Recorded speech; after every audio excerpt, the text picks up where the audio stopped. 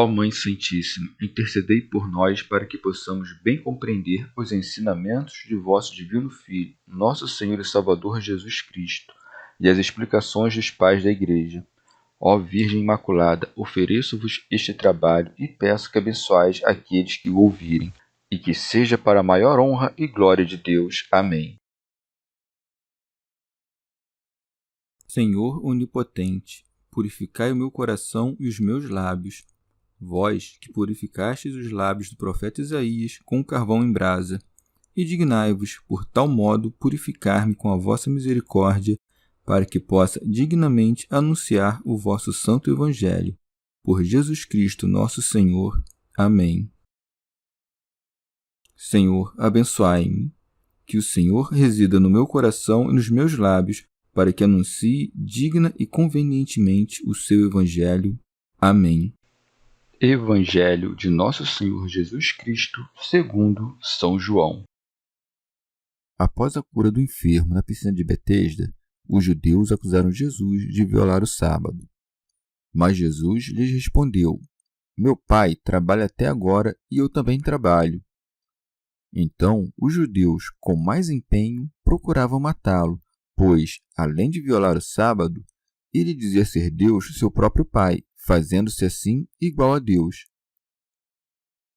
Discurso sobre a obra do Filho. Retomando a palavra, Jesus lhes disse: em verdade vos digo, o Filho por si mesmo nada pode fazer, mas só aquilo que vê o Pai fazer. Tudo o que este faz, o Filho o faz igualmente. Porque o Pai ama o Filho e lhe mostra tudo o que faz, e lhe mostrará obras maiores do que essas para que vos admireis. Como o Pai ressuscita os mortos e os faz viver, também o Filho dá vida a quem quer, porque o Pai a ninguém julga, mas confiou ao Filho todo o julgamento, a fim de que todos honrem o Filho como honram o Pai. Quem não honra o Filho, não honra o Pai que o enviou. Em verdade vos digo, quem escuta a minha palavra e crê naquele que me enviou, tem vida eterna e não vem a julgamento, mas passou da morte à vida. Em verdade vos digo, vem a hora, e é agora, em que os mortos ouvirão a voz do Filho de Deus, e os que ouvirem viverão. Assim como o Pai tem a vida em si mesmo, também concedeu ao Filho ter a vida em si mesmo e lhe deu o poder de exercer o julgamento, porque é o Filho do homem. Não vos admireis com isto. Vem a hora em que todos os que repousam nos sepulcros ouvirão sua voz e sairão, os que tiverem feito bem, para uma ressurreição de vida, os que tiverem praticado o mal, para uma ressurreição de julgamento. Por mim mesmo nada posso fazer. Eu julgo segundo o que ouço, e meu julgamento é justo, porque não procuro a minha vontade, mas a vontade daquele que me enviou. Comentários dos Pais da Igreja. Santo Agostinho declara abertamente Nosso Senhor que o sacramento simbólico do sábado tinha duração limitada e que nele achava seu cumprimento. Mas Jesus lhes respondeu: Meu Pai trabalha até agora e eu também trabalho. Como a dizer, não pensem que meu Pai repousou no sábado, como se tivesse deixado de operar. Não, ele continua a fazê-lo sem, contudo, empregar nenhum esforço, e quanto a mim, de igual maneira. O repouso deve ser entendido no sentido seguinte: depois de ter completado a obra da criação, deixou de tirar do nada novas criaturas. É a isso que chamam as Escrituras repouso, para nos dar a conhecer que às nossas boas obras seguir-se-á o repouso. Depois de criar o homem à sua imagem e semelhança, concluídas suas obras e tendo visto que tudo o que fizera era bom, Deus repousou no sétimo dia. Assim, não esperes achar repouso antes de teres recuperado aquela semelhança em que fostes constituído e que perdestes a conta dos pecados, ou seja, antes que ponhas a efeito as boas obras. Pode-se dizer que a observância do sábado foi imposta aos judeus como figura do porvir, isto é, daquele repouso espiritual semelhado ao do mesmo Deus que foi prometido misteriosamente aos fazedores de boas obras. Parece que nosso Senhor está a dizer aos judeus: por que não quereis que eu trabalhe em dia de sábado? Esta lei que vos foi dada e que vos obriga a guardar o sábado não é senão figura das coisas que se vão cumprir. Observai as obras de Deus. Foi através de mim que todas as coisas foram criadas. Meu Pai criou a luz ao dizer: faça-se a luz. Se assim diz, fê-lo através de mim, o Verbo. Operava meu Pai quando criou o mundo e segue operando ainda ao governá-lo. Portanto, foi através de mim que ele criou o mundo do nada e que o segue governando. Através de mim, fez o que fez. Através de mim, governa quando governa. São João Crisóstomo. Quando Jesus desejava excusar os discípulos, invocava o exemplo de Davi, servidor de Deus. Quando, porém, ele mesmo estava em questão, refugiava-se no seu Pai. É para notar que não se justifica Nosso Senhor exclusivamente como homem, tampouco o faz somente como Deus, mas falo, ora de um modo, ora de outro, pois tensionava que crescem nas duas coisas, a graça de seu advento e o mistério da sua divindade. Estabeleceu aqui, pois, perfeita igualdade com o Pai ao dirigir-se-lhe de maneira especial, dizendo meu Pai, e ao pôr em efeito as mesmas obras que ele. Então, os judeus, com mais empenho, procuravam matá-lo, pois, além de violar o sábado, ele dizia ser Deus, seu próprio Pai, fazendo-se assim igual a Deus. Santo Agostinho. Mas em que sentido é o Filho igual ao Pai? Porque nós também dizemos, Pai nosso que estás no céu. E os mesmos judeus disseram, porque tu é que és nosso Pai. Portanto, não se iravam porque Jesus chamava a Deus de por Pai, senão porque o fazia por modo muito extremado a dos demais.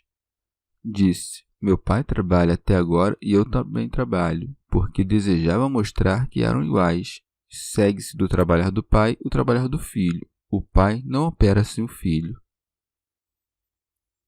São João Crisóstomo. Se, porém, não fosse seu filho natural e consubstancial, sua justificativa seria pior do que o mesmo crime que lhe imputavam. Um homem não poderia excusar-se de ter violado a lei, alegando que o rei também o fizera. Assim como a dignidade do filho é igual à do pai, a justificativa dada por Nosso Senhor não deixa nada a desejar. O pai que segue a trabalhar mesmo em dia de sábado não pode ser arguído de crime, e o mesmo vale para o filho. Santo Agostinho. E isto compreenderam os judeus, mas não os arianos. Estes pretendiam que o filho não fosse igual ao pai, donde a heresia que aflige a igreja. Santo Hilário.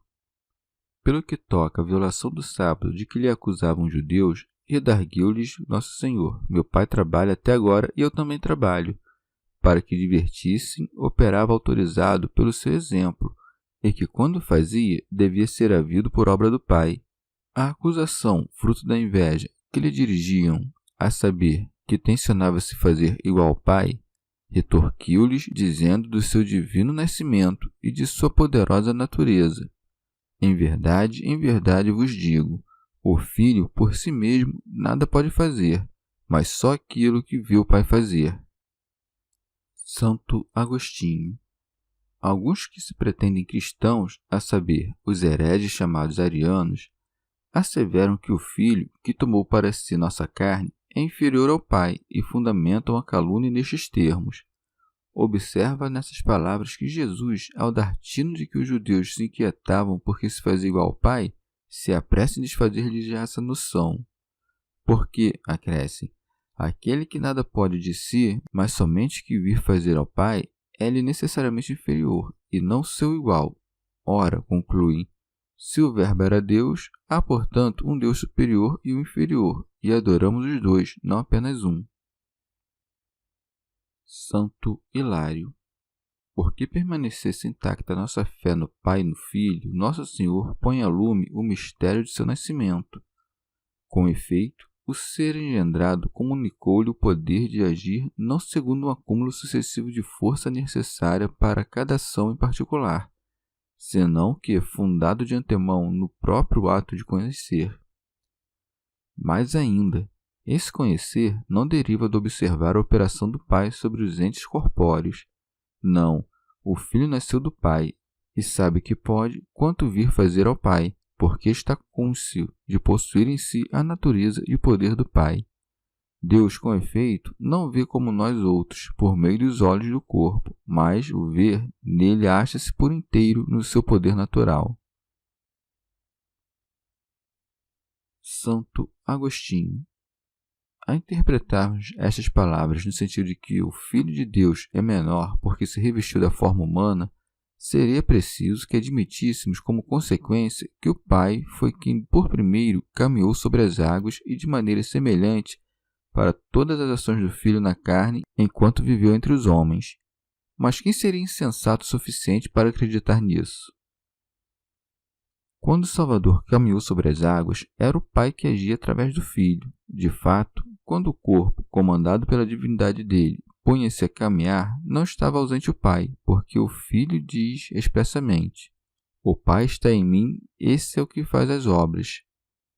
Ora, como estas palavras, "o Filho não pode de si mesmo fazer coisa alguma", podiam dar ensejo a uma interpretação carnal, segundo a qual haveria na realidade dois agentes, o mestre e o discípulo, este como a tomar daquele o modelo dos objetos que confecciona, acresce Nosso Senhor. Tudo o que este faz, o Filho faz igualmente. E é para notar que não diga: tudo o que fizer o Pai, o faz semelhantemente o Filho, senão que faz absolutamente as mesmas coisas. O Pai criou o mundo, o Filho criou o mundo, o Espírito Santo criou o mundo. Se Pai, Filho e Espírito Santo são um só Deus, foi, portanto, o Pai que criou o mundo por meio do Filho e no Espírito Santo. Tudo o que faz o Pai, o faz igualmente o Filho, e Nosso Senhor ajuntou a palavra igualmente para prevenir outro erro. Temos a impressão que o corpo opera as mesmas coisas que a alma, mas o não faz em pé de igualdade, porque é a alma que ordena o corpo. Este é visível, aquela invisível. Se opera o mestre, também o faz o servidor. Ambos agiram, mas não igualmente. Não assim, contudo, do Pai e do Filho, pois que faz as mesmas coisas igualmente, ou seja, faz o Filho o mesmo que o Pai, com o mesmo poder e, por conseguinte, é igual ao Pai. São João Crisóstomo. Pode-se interpretar toda essa passagem de modo diverso. O Filho não pode de si mesmo fazer coisa alguma, quer dizer, nada pode operar que seja em desacordo com o Pai ou que lhe seja estranho. Note-se, não diz Nosso Senhor que o Filho nada faz em oposição ao Pai, mas que de si não pode fazer coisa alguma. E assim se expressa para mostrar a igualdade absoluta que vai entre o Pai e o Filho.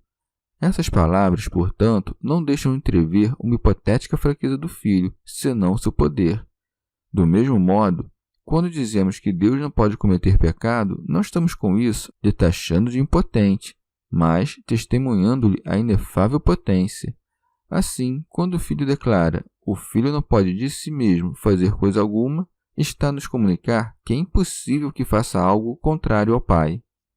Santo Hilário. Não é com efeito, e guardemo-nos de pensá-lo por ignorância, que o Filho de Deus tem necessidade desta manifestação.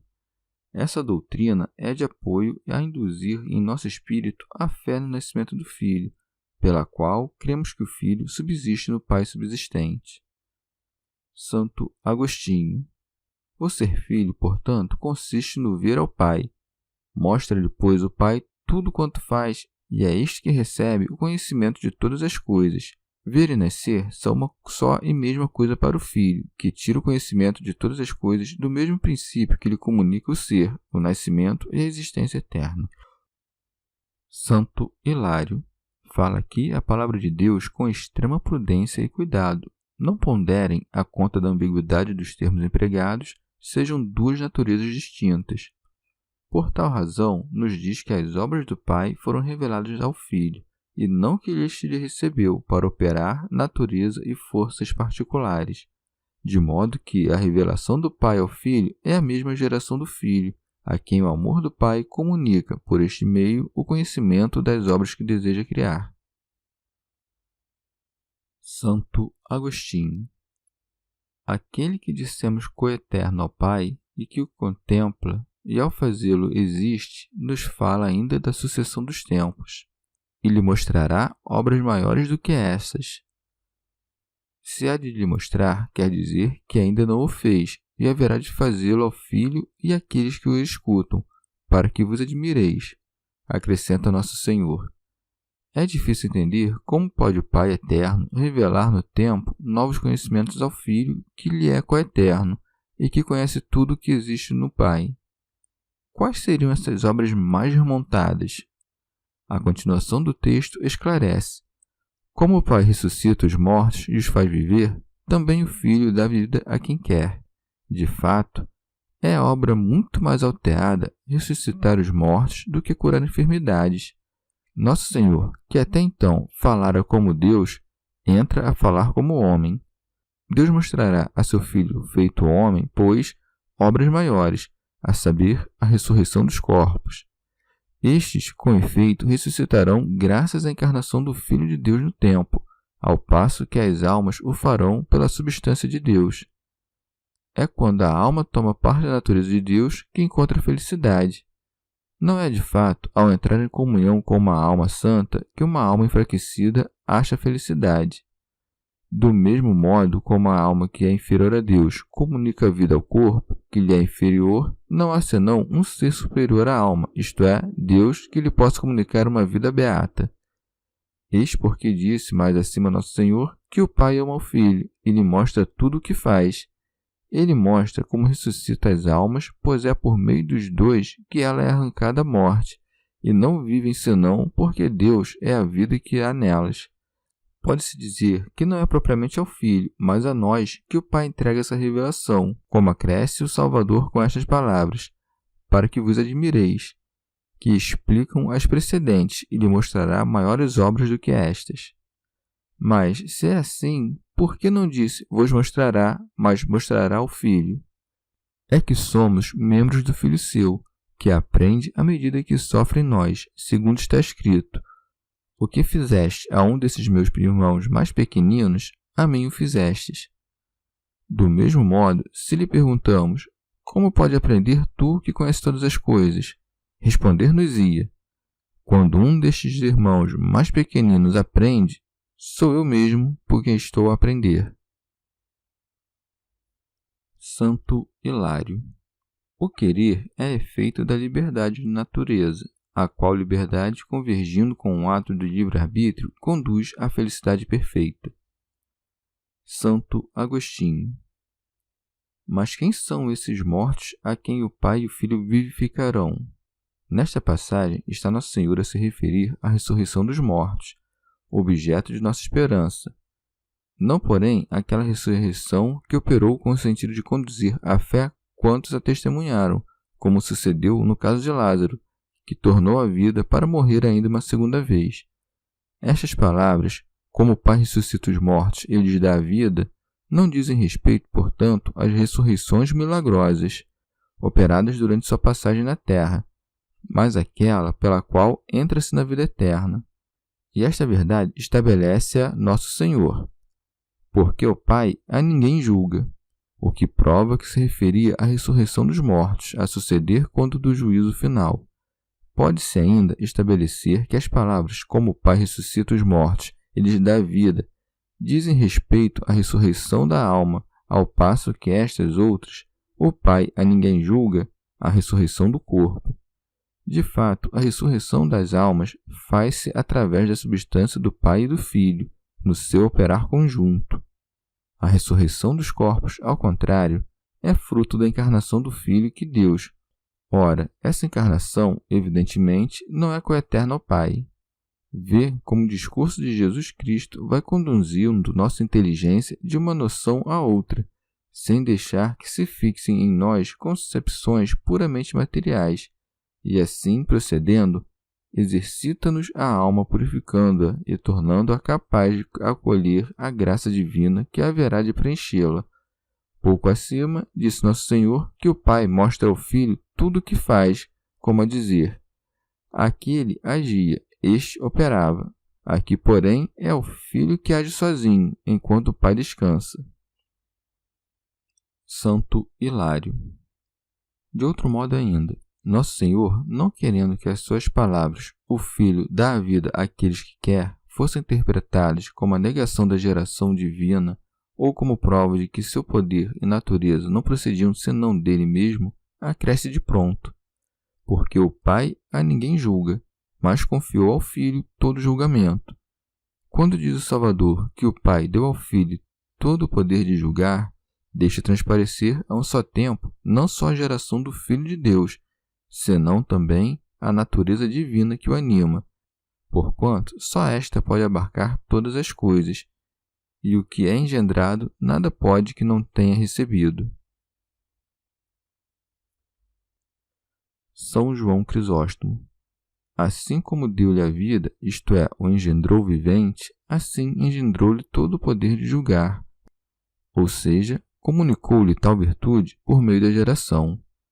Serve-se aqui da expressão deu ao Filho para afastar qualquer noção que exclua a geração divina ou que postule a existência de dois pais. E diz ainda, todo o poder de julgar, pois a ele cabe-lhe o punir e o recompensar, segundo seu arbítrio. O Pai deu ao Filho todo o poder de julgar. O Filho escolhe a quem dar a vida, mas o Pai não se acha privado do poder de julgar.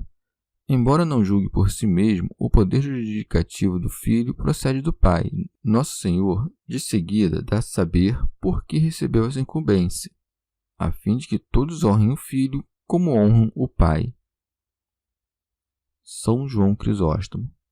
Do fato de que o Pai gere o Filho, se não deve concluir, sejam substâncias diversas, e que não se lhes seja devida igual honra, pois que a honra do Filho e a do Pai falais uma Nosso Senhor. Quanto é devido a um, tanto o é a outro. Mas, por essa razão, haveremos de dizer que o Filho é o Pai? Não, sem dúvida. Quem chama o Filho Pai não está a honrar os dois, senão a confundi-los. Santo Agostinho. De início, o Filho parecia um como que servo, ao passo que o Pai era honrado como Deus. O Filho, entretanto, virá a aparecer como igual ao Pai, a fim de que todos honrem a ambos em igual medida. Mas haverá quem honre o Pai, mas não ao Filho? Impossível. O que não honra o Filho, não honra o Pai que o enviou. Uma coisa é considerar Deus enquanto Deus, outra enquanto Pai. No primeiro caso, o Deus Criador é representado como um ser onipotente, um espírito soberano, eterno, invisível, imutável.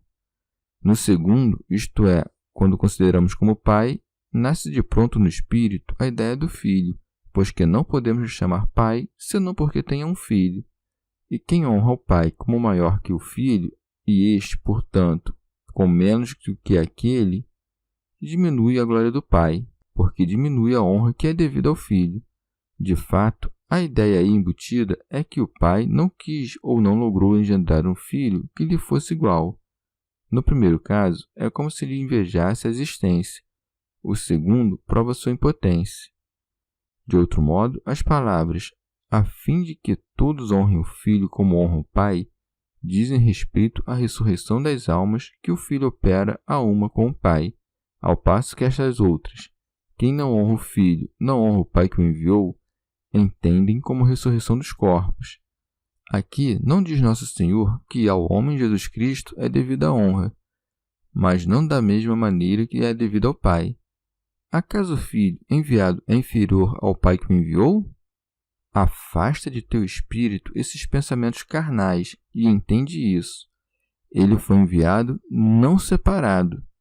As coisas humanas nos induzem em erro. As verdades divinas purificam nossa inteligência, bem que aqui aquelas dão testemunho contra si mesmas. Se um homem tenta pedir uma mulher em casamento, não o faz por si mesmo, mas encarrega um amigo mais poderoso. E, contudo, nota a diferença que vai nas coisas dos homens. Aquele que envia permanece separado do que foi enviado, ao passo que o Pai, que envia o Filho, não se separa dele, como declara nosso Senhor. Eu não estou só, porque o Pai está comigo. O Filho não é dito enviado porque gerado, mas porquanto se manifestou ao mundo quando o Verbo se fez carne, tanto que disse, saí do Pai e vim ao mundo. Ou ainda porque ele foi sucessivamente enviado e acolhido no coração dos fiéis, segundo estas palavras, envia-o do trono da tua glória para que esteja comigo e comigo trabalhe. Santo Hilário. Essa conclusão, com efeito, choca-se com todo o furor que vai na mente dos hereges. Jesus é filho de Deus, porque nada faz de si. É Deus, porquanto faz tudo quanto faz o Pai, com quem se acha unido, motivo por que lhe é devida a mesma honra. E ainda assim, ele não é o Pai, porque foi enviado. Comentário de São Tomás de Aquino, em forma de glosa. Nosso Senhor disse mais acima, o Filho dá vida àqueles que quer. Restava-lhe, portanto, explicar como haveria de nos conduzir à vida eterna.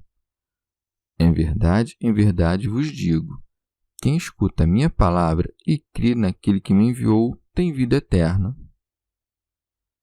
Santo Agostinho. A vida eterna se perfaz no ouvir e no crer, mas principalmente no inteligir. A fé é como que a escada da piedade pela qual se alcança o seu fruto, a saber, o intelecto.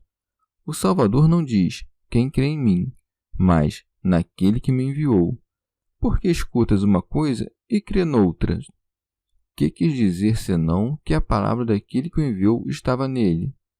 E em que consiste ouvir-lhe a palavra, senão em ouvi-lo a ele? Crê tu também naquele que o enviou. Quem nele crê, também crê em mim, que sou o Verbo do Pai. São João Crisóstomo. Com efeito, não diz nosso Senhor, aquele que escuta as minhas palavras e crê em mim, pois isto haveriam de os judeus terem conta de orgulho, mas ao contrário, fala por estas palavras, crê naquele que me enviou, para que lhe opusessem menos resistência à prédica. Por duas vias avançava a pregar. Primeiro, ensinando a seus ouvintes que deveriam crer no Pai, e segundo, prometendo-lhes toda sorte de bens como recompensa pelo que segue, e não vem a julgamento. Santo Agostinho. Mas, diante do que significam tais palavras, acaso já existiu homem mais virtuoso que o apóstolo Paulo que nos diz, pois é necessário que todos compareçamos diante do tribunal de Cristo? Respondemos que a noção de julgamento comporta já a ideia de punição, já a de um simples exame. De fato, todos haveremos de comparecer ao tribunal de Jesus Cristo, onde seremos julgados e separados. Aqui, contudo, fala Nosso Senhor do julgamento que implica condenação, e não incorre na sentença da condenação. Acresce, todavia, mas passou da morte à vida, isto é, passou da morte da infidelidade à vida da fé, da morte da iniquidade à vida da justiça. Ou ainda, Nosso Senhor tenciona te impedir de pensar que a fé há de te preservar da morte do corpo e te convencer de que tu tens de pagar a dívida de morte contraída pelo pecado de Adão. De fato, todos incorremos nela. Morrerás indubitavelmente. E não escaparás da sentença divina. Quitada a dívida de morte do homem velho, tu te revestirás da vida do homem novo e passarás da morte à vida. A qual vida? A vida eterna, pois que os mortos que ressuscitarem no fim dos tempos faloão para a vida eterna. Quanto a esta vida terrena, cuido não mereça propriamente o nome de vida, pois não há vida verdadeira, senão a vida eterna.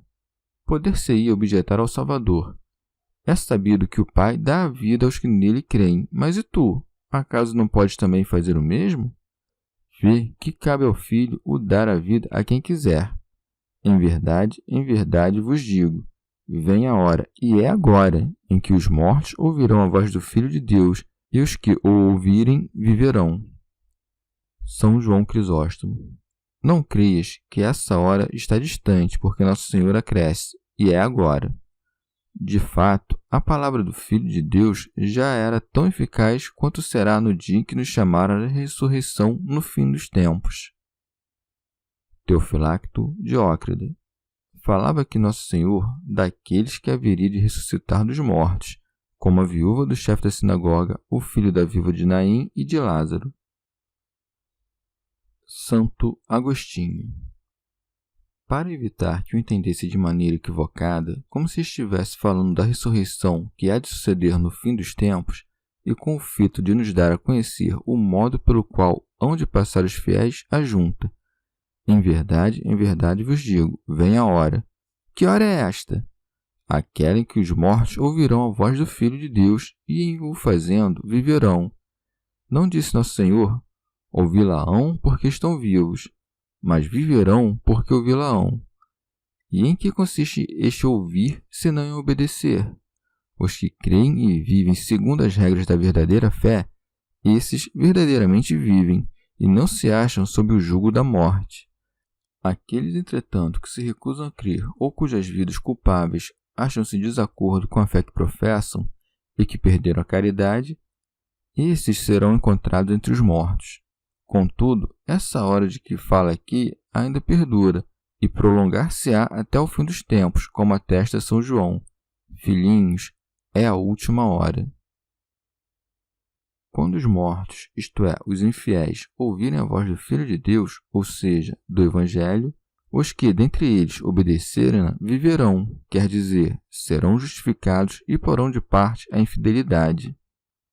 Alguns, contudo, hão de se perguntar: acaso o Filho tem em si a vida para que possa comunicá-la aos crentes?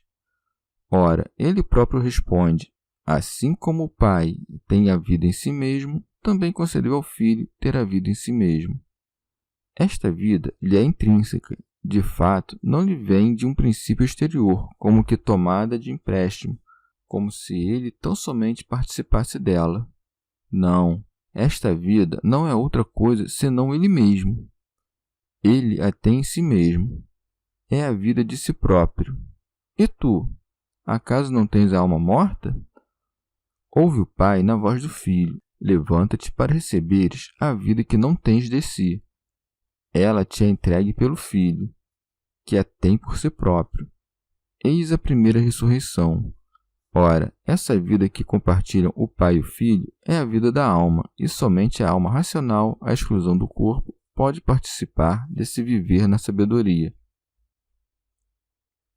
Santo Hilário.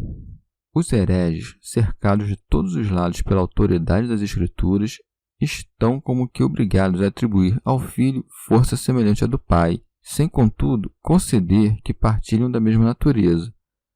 De fato, não atinam que a igualdade de poder não deriva senão da igualdade de natureza. Uma natureza inferior não pode receber jamais o poder de outra superior. Ora, não se pode negar que o Filho de Deus estava dotado de um poder igual ao do Pai, que ele mesmo afirma: tudo o que o Pai fizer, o faz igualmente o Filho. Esta igualdade de potência, com efeito, implica necessariamente igualdade de natureza. Assim como o Pai tem a vida em si mesmo, também concedeu ao Filho ter a vida em si mesmo. O termo vida aqui é sinônimo de natureza e essência. Nosso Senhor dá a saber que possui esta vida que lhe foi dada. A vida que está no Pai e no Filho é a natureza, a essência e a vida que engendra-se da vida, isto é, essência engendrada da essência. Como ela não é diferente do princípio seu, porque é vida que nasce da vida, possui, em virtude da sua origem, perfeita igualdade de natureza. Santo Agostinho. Compreende-se, portanto, primeiro, que o Pai não dá a vida ao Filho como se este estivesse, antes disso, privado dela, e, em segundo lugar, que ele o faz ao largo de toda a sucessão temporal, de sorte que a vida que o Pai dá ao Filho, ao engendrá-lo, é coeterna da vida daquele que engendra. São João Crisóstomo. Vês aqui a igualdade. Há, com efeito, uma única diferença. Um existe como Pai e o outro como Filho. Santo Hilário. É preciso distinguir entre o que dá e o que recebe. Não é correto supor que seja a mesma pessoa que dá e recebe, pois que um é vida por si mesmo, o outro, porém, afirma viver da vida que recebeu do Pai. Teofilacto Diócrido. O poder de dar a vida não somente deu o Pai ao Filho, mas igualmente o poder de julgar, e deu-lhe o poder de julgar. São João Crisóstomo.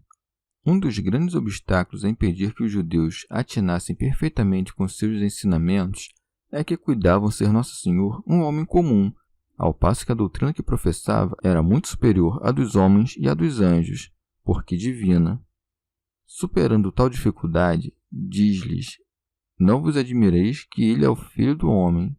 E o explica: vem a hora em que todos os que repousarem nos sepulcros ouvirão sua voz e sairão. E por que não lhes disse: não vos admireis de que ele é o Filho do Homem, porquanto é ao mesmo tempo o Filho de Deus? Ora, ele estava a falar da ressurreição como obra de Deus por excelência, e deixa que os ouvintes extraiam daí que era Deus e Filho de Deus. Com efeito, na dinâmica do raciocínio, quando as proposições assentadas provam à farta a verdade que deveria ser estabelecida, é dispensável anunciar a conclusão.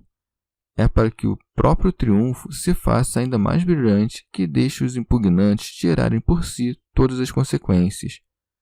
Mais ainda, mais acima, quando Nosso Senhor falava da ressurreição de Lázaro, não mencionou julgamento algum, porque Lázaro não ressuscitou para ser julgado. Quando, porém, fala da ressurreição geral, sempre faz menção da condenação vindoura. Os que tiverem feito bem, para uma ressurreição da vida. Os que tiverem praticado mal, para uma ressurreição de julgamento. Anteriormente dissera: quem escuta a minha palavra e crê naquele que me enviou tem vida eterna e não vem a julgamento. Todavia, para não dar a entender que a fé basta para a salvação, acresce que se faz também necessário boas obras. Santo Agostinho. É sob a forma humana que Jesus Cristo virá a julgar os homens. Na forma que foi julgado, nessa julgará. O que está sob júdice, esse é quem assentar-se-á a julgar. Aquele que foi falsamente acusado condenará os verdadeiros culpados. Seria de esperar que os réus houvessem vista do juiz. Como, porém, o julgamento estender-se-á tanto aos bons quanto aos maus, convém que se manifeste sob a forma de servo e que reserve exclusivamente aos bons a visão da natureza divina. Bem-aventurados os puros de coração, porque verão a Deus. Nenhum entre aqueles que fundaram alguma falsa seita religiosa pôde negar a ressurreição da alma. Muitos, porém, rejeitaram a ressurreição da carne como falsa. A estes, o que poderíamos redarguir, Senhor Jesus, se tu não tivesses nos ensinado a verdade? É, pois, para afirmar-lhes a fé que diz: não vos admireis, ou seja, não vos admireis de que Deus entregou ao Filho do Homem o poder de julgar, já que vem a hora. Aqui não cresce, e já chegou, porque a hora só chegará quando do fim dos tempos. Não te admires do que diga: convém que os homens sejam julgados por um homem. Quais homens? Não somente os que forem encontrados vivos, porque virá tempo em que todos que se encontram nos sepulcros ouvirão sua voz. Que pode haver de mais evidente? São os corpos, e não as almas, que repousam nos sepulcros. Quando mais acima dizia Nosso Senhor: vem a hora, ajuntando, e já chegou, prosseguia deste teor, em que os mortos ouvirão a voz do Filho de Deus. Com efeito, não disse todos os mortos, pois aí falava dos iníquos, e dentre estes nem todos seguem o Evangelho. No fim dos tempos, contudo, todos os que estiverem nos sepulcros sairão a ouvir-lhe a voz, e todavia não acresce Nosso Senhor, e viverão, como antes, porque a falava da bem-aventurança da vida eterna, que não será dada a todos que saírem dos túmulos. Recebeste o poder de julgar, porque és o Filho do Homem. Os corpos ressuscitarão de pronto, mas como se dará? Eis o que responde-nos: os que fizeram bem deixarão o túmulo para a ressurreição e a vida, isto é, para viver entre os anjos de Deus. Os que fizeram mal, para a ressurreição do julgamento, que aqui significa a condenação. Estávamos a ponto de o interpelar nestes termos: sabemos que és tu, e não o Pai, que julgarás. mas haverás de fazê-lo conforme o Pai? Pelo que responde: por mim mesmo nada posso fazer. São João Crisóstomo. Isto é, não me verás fazer nada estranho ou contrário à vontade do Pai.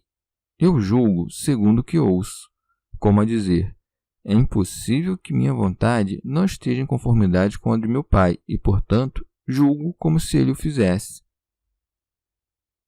Santo Agostinho. Quando falava da ressurreição das almas, Nosso Senhor não dizia ouço, mas vejo. Aqui, ao contrário, diz que ouve a voz do Pai a comandá-lo. Fala, portanto, enquanto homem, que, como tal, é menor que o Pai.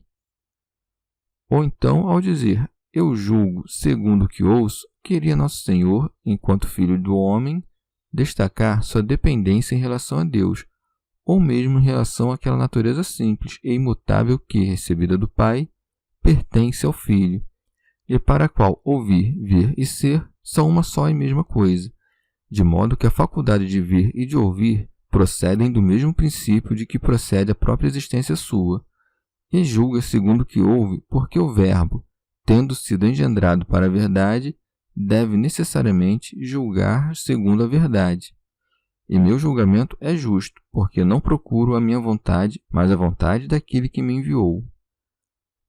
Ao falar nestes termos, tenciona Nosso Senhor nos lembrar de que todo homem que, seguindo a vontade própria e não a de seu Criador, não julga segundo a justiça, obrigue a Deus a lhe julgar justamente. Ao seguir a própria vontade e não a de Deus, cuidava escapar à morte, no que seu juízo se extraviou da justiça. Fez, pois, sua vontade e com isso foi punido de morte, porquanto o juízo de Deus é justíssimo. E é a este juízo que se conforma o Filho ao não buscar realizar a própria vontade enquanto filho do homem. Não com efeito que a sua vontade em nada interfira nesse juízo, mas porque essa vontade, que é a sua, acha-se perfeitamente conformada com a do Pai. Ele não busca seguir a própria vontade, quer dizer, a vontade do Filho do homem, no que ela tem de contrário à de Deus. Os homens, de fato, seguem a própria vontade, toda vez que agem em oposição ao mandamento divino. Todavia, quando o que fazem por vontade própria está em conformidade com a vontade de Deus, não estão a seguir sua própria vontade, ou ainda, porque Jesus Cristo não existe de si mesmo, mas do Pai. São João Crisóstomo. Fica assim assentado que a vontade do Pai não difere da sua, pois que ambos compartilham de uma só e mesma vontade. Não te espantes com este modo de falar, que pode parecer tão apartado do comum dos homens, porquanto o tinham em conta de um homem comum. Defende-se, pois, dizendo que julga com justiça, fundando-se nas mesmas razões sobre as quais se estrebaria um homem nessas circunstâncias. Com efeito, aquele que busca satisfazer os próprios interesses há de ser facilmente acusado de perverter a justiça. Aquele, porém, que não age segundo o interesse pessoal, não achará ocasião de passar sentença injusta. Santo Agostinho. O Filho único diz: não busco a minha vontade. Os homens, ao contrário, sempre buscam satisfazer a própria vontade.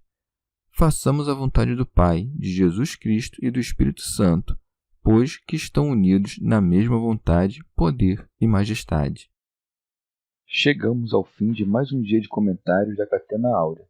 Muito obrigado por ficarem até aqui, que Nossa Senhora derrame suas graças sobre nós e até amanhã.